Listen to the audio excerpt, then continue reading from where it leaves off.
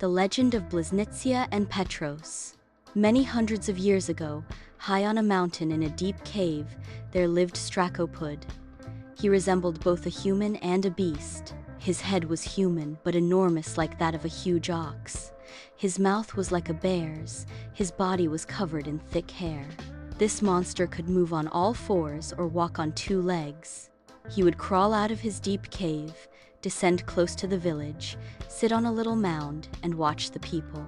And when he grew hungry, he would roar so loudly that the earth shook, the trees trembled, and their leaves fell. From such a sound, people fled and hid so that the monster would not see them.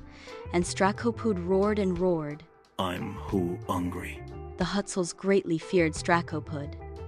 That's why every fifth day, in turn, each household would give him a sheep, a calf, or a foal. And when there were no more sheep, calves, or foals, left then an ox, cows, or horses.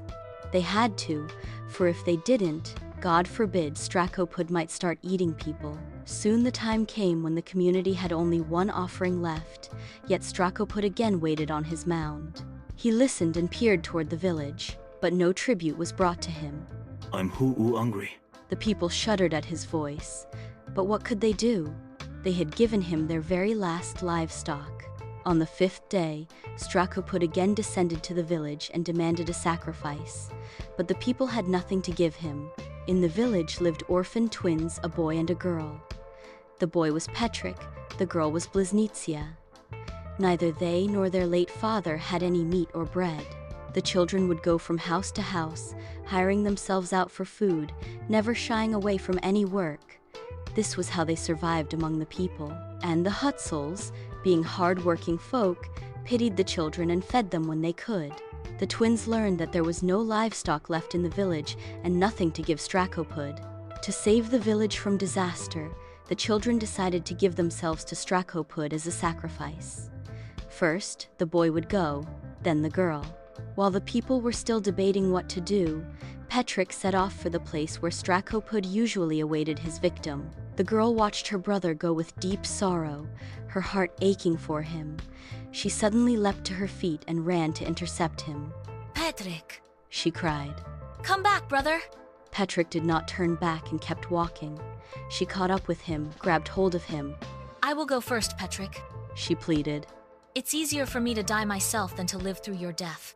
Petryk tried to argue, but the girl begged so earnestly that he could not resist any longer.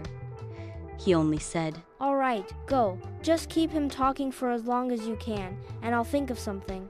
The girl approached the mound. The monster, seeing her, immediately stopped roaring. He was delighted that at last he would taste human blood. The girl politely greeted him, and this pleased Strakhopud. He didn't eat her right away, but ordered her to follow a path leading up to his cave. But he didn't take her into the cave. Instead, he led her up the mountain. He wanted to admire his prey, which he so rarely managed to capture. At the very summit of the mountain, the monster lay down to warm himself in the sun, and ordered the girl to stand on a huge moss-covered boulder and look straight at the sky. The girl climbed onto the rock but couldn't bear to look at Strakhopud. The sight of him filled her with such disgust and fear that her whole body ached. If only he would eat me quickly and not torment me, she thought. But the monster was in no hurry. He had plenty of time, so he ordered her to sing. But Blyznytsia, frozen with fear, couldn't force out a word. Then she remembered that Petryk had told her to keep Strakhopud talking. So, gathering her courage, she began to sing. But her song was sad, her heart could do no otherwise. Not that one, a merry one, demanded Strakhopud. But the girl couldn't sing a merry song. Then Strakhopud grew angry, raking the ground with his claws, rising to his feet, and approaching his prey with long arms outstretched. The girl collapsed to the ground in terror, silently waiting for death. She could already feel the heavy breathing of the beast above her, when suddenly the air was pierced by a strange whistle. The giant roared in pain and spun in place, demanded Strakhopud.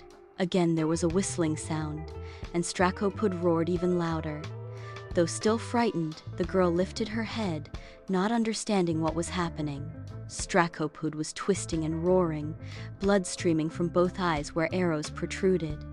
Again the air whistled, and arrow after arrow struck the monster's body, until at last, the heavy body of Strakhopud fell to the ground.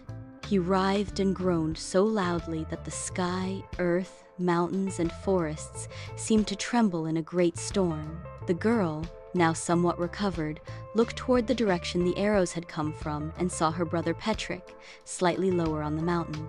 He was firing arrows from a homemade bow at the monster. Meanwhile, the beast thrashed so violently from pain that it accidentally knocked the girl off the mountain. Petryk loosed one more arrow, and Strakhopud fell dead. The boy rushed to his sister, running until he was out of breath, but when he reached her, he realized she was dead. The boy wept bitterly, and the loneliness and grief were so great that he too died of sorrow. The people arrived, cut the villain Strakhopud into pieces, and burned him to ashes so that not a trace remained. The twins were mourned according to mountain custom and buried in the earth, and the mountains were named in their memory.